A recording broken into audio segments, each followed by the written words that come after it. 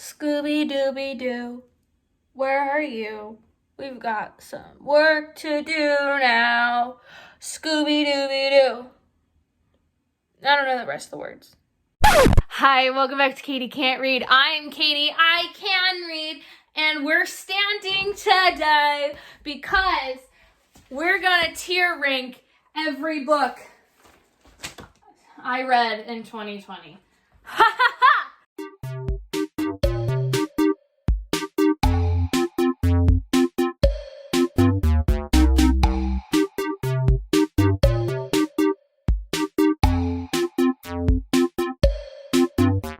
Okay, so I know that when people do these things, it's usually digitally, but here's the thing.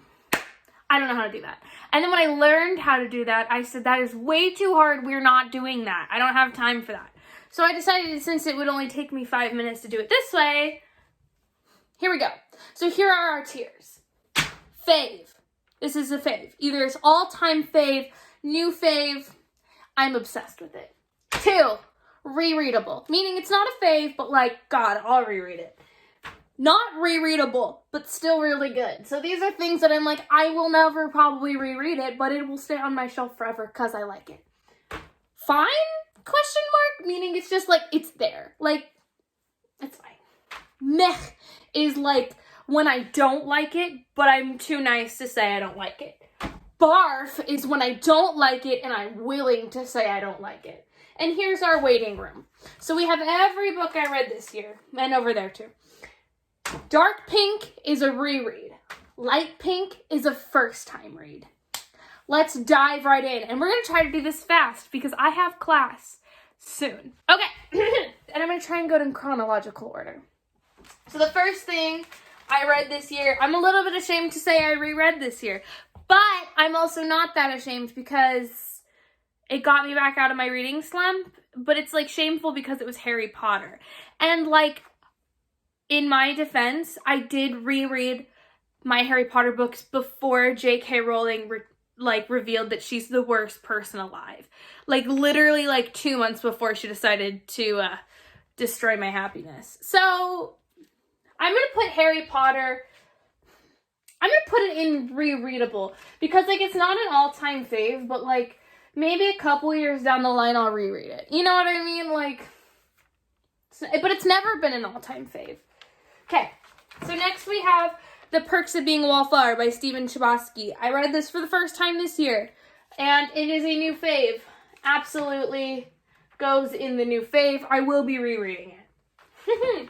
Then I decided to go on this kick of rereading every book I liked in middle school for the first time since I was in middle school, starting with The Selection Trilogy by Kira Cass. The Selection Trilogy was fine, ? Like, I read them in a single weekend, but I don't think I enjoyed it. Like, it was fine. Like, it was not a terrible experience, but I did not love them as much as I loved them in middle school, and they could be lower, being completely honest. If I'd read them for the first time, they'd be lower. But since I have like a little bit of nostalgia for Prince Maxon, they get to stay in the middle. And then I reread Divergent for the first time since middle school. And those are hardcore meh. You know, like I'll never reread them again. Unless I'm doing some sort of challenge where I have to. But they're not as good as they ever were. Barf. Well, they could be barf, but like I have a little bit of nostalgia for it. The bare minimum, the part of me that was like, I'm dauntless. And yeah. Then I read The Ballad of Songbirds and Snakes by Suzanne Collins, and I'm going to put that in fine. Like, I did enjoy it more than most people because I am a Hunger Games junkie. I am obsessed with the Hunger Games. So, like, getting to see this perspective of it was fun.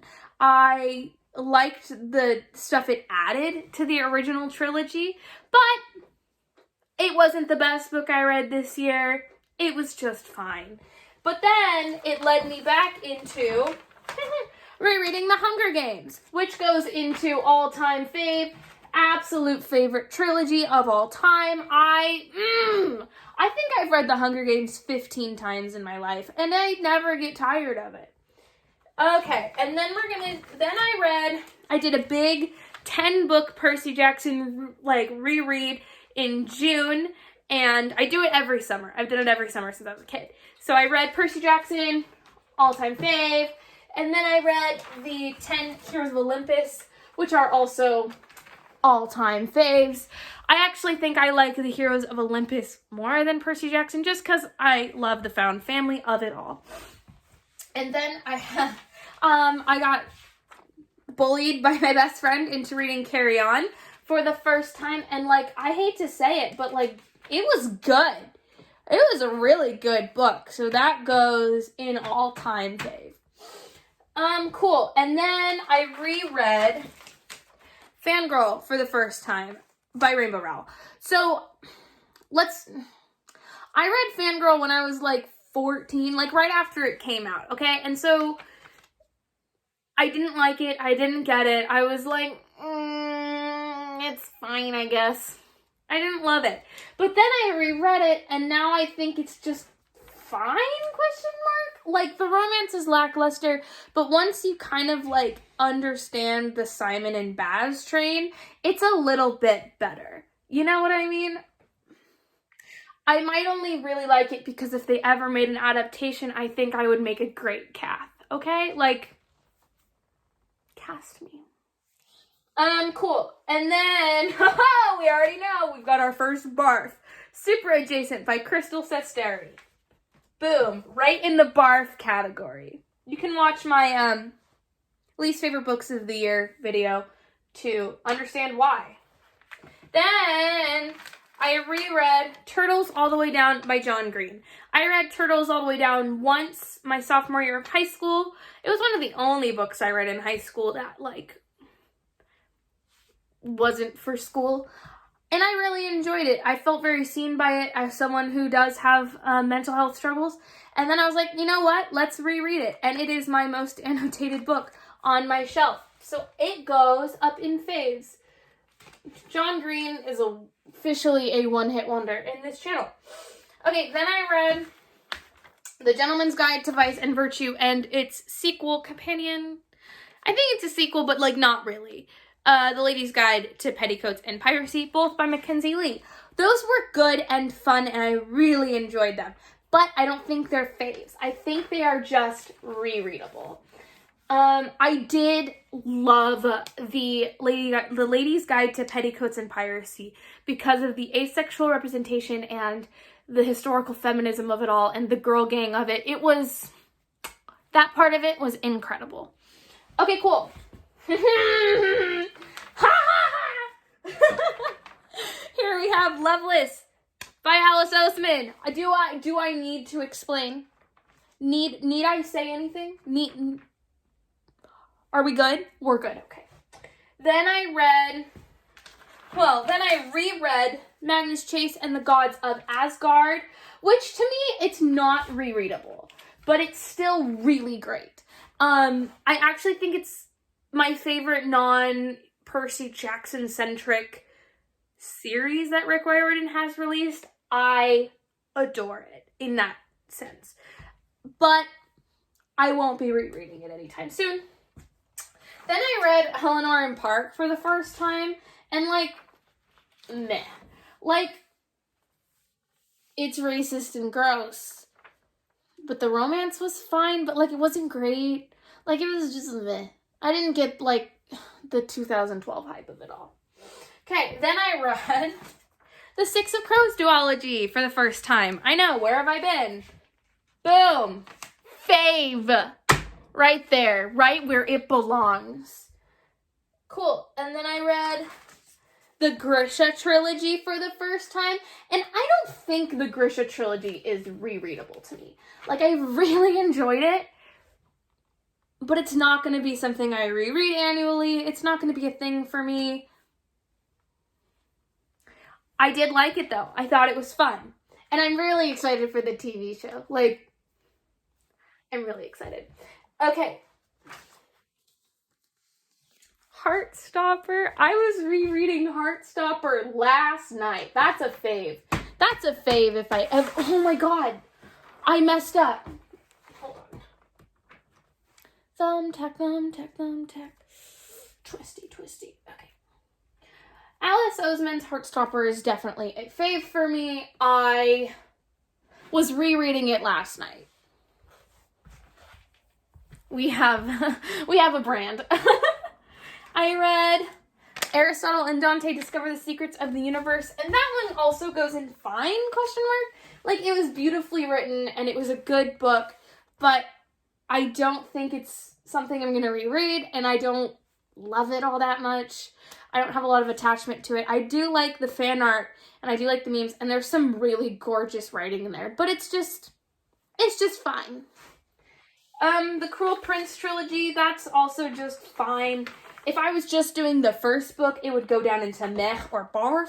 But because the second two are some of the best follow-up sequels I've ever read, it goes in fine. It balances out. Queen of Nothing, straight up, is the best third book to a trilogy I've read in a long time. Solitaire by Alice Oseman is rereadable. It isn't a favorite because I don't love it as much as the Alice Oseman books that do hit fave level, but I will probably be rereading it soon. Radio Silence goes with Solitaire in the rereadable section. Everyone's favorite is Radio Silence, but it is not necessarily my favorite. I don't know why. I just didn't like it as much as her other books, but it's still rereadable. It hits different. Oh! I Was Born for This by Alice Oseman is a fave. An absolute fave. I think about it all the time. What I wouldn't do for those boys. King of Scars by Leigh Bardugo. Okay, so I'm going to preface this with I will be rereading King of Scars this year before Rule of Wolves comes out. But in the long scheme of my life, will I be rereading the King of Scars duology? Probably not. Unless they decide to add it to the show when I'm putting this in a conditional not rereadable. Like, it's not rereadable, but like in a conditional way. Boyfriend Material by Alexis Hall. Barf. Barf. American Royals by Catherine McGee. Barf.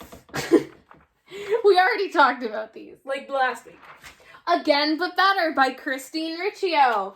Barf. I read these three back to back, so like maybe it might have influenced how I was feeling because I had like 3-4 books in a row that were terrible, but it was a mess. Mermaid, Witch, and the Sea goes in meh. Like, I wanted to like it so much more, but it just wasn't what I was looking for. And I feel bad about it, but like it's still a really good book and you should all read it, but like it's not that good. Okay, so now that we've cleared that waiting room, we've got our last set. I reread Trials of Apollo. That goes in with Magnus Chase. It's not something I'm going to reread a lot. I'll probably reread Tower of Nero. And I'll probably, when I do my full Percy Jackson reread next summer, I might include it in there. So it's possible. But it's not like, oh, I need to reread one series. What am I going to pick? It's not going to be the Trials of Apollo. I'm going to grab a few and then I'll come back. I grabbed a few. I've officially lost my chronological order. So whatever. Simon First's The Homo Sapiens Agenda by Becky Albertalli. I read for the first year for the Hannah Montana Readathon. And I thought it was really good. But I think it only goes in fine. Fine for me. Like it was really good. And I understand its importance in the queer literature world. Like, it is groundbreaking. But it's just fine. Call Down the Hawk by Maggie Stiefvater goes into not rereadable, but still great. But here's the thing. I will be rereading it. It is like King of Scars. It's a conditional not rereadable. It's just like it's not... When I say rereadable, I mean things that I'm like, I need one scene for serotonin. Here's the rereadable scene. Call Down the Hawk doesn't have that for me. It's just... It's the first book in a trilogy, and I do like it a lot. Maybe it is rereadable. Sorry, it's rereadable for the Adam and Ronan moments alone. The Invisible Life of Addie LaRue by V.E. Schwab. Meh. I did not like this book that much. And I totally forgot to put it in my least favorite books of the year video. It totally should have made it in that video, but it did not because I'm a failure. But yeah, I didn't like it. A lot of people loved it. I didn't get the hype. But I am still planning on hitting all of the rest of V.E. Schwab's series next year. Spoiler alert by Livia Dade is in rereadable. I would put it in fave, but it just doesn't hold the same amount of weight in my heart as some of these other faves. Do you know what I mean? Cemetery Boys by Aiden Thomas. Same thing as rereadable. I will be rereading it. Absolutely. But it does not just like hold this place in my heart as a fave. So then I have Eliza and Her Monsters by Francesca Zappia. And like, I did enjoy this. I read it for the Hannah Montana Readathon. I'm going to put it in not rereadable, but still great. I thought it was a great book. I really liked the way that it handled all of these themes.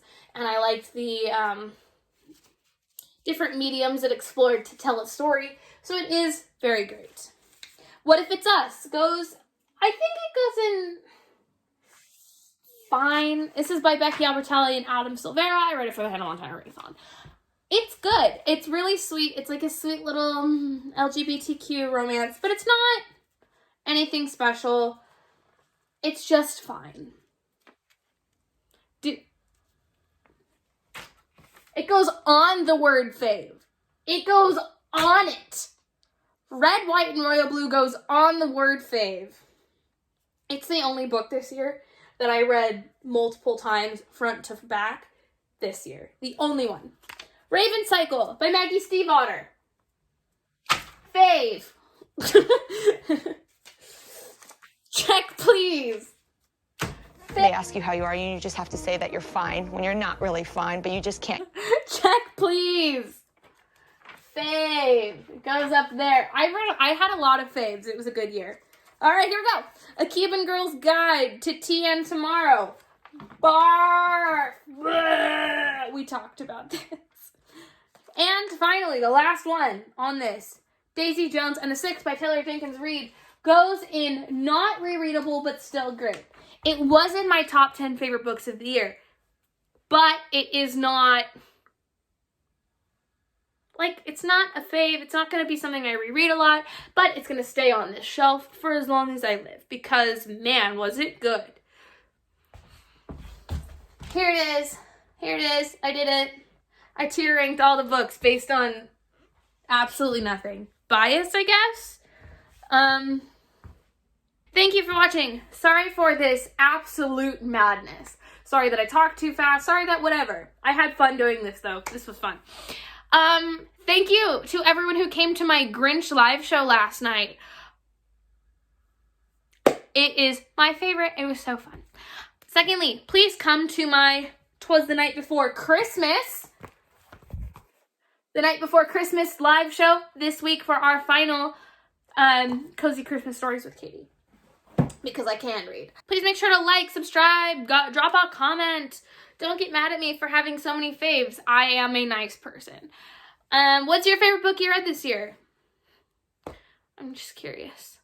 I like to know. Yeah. I'll see you in the next chapter. Yeah? Okay, bye.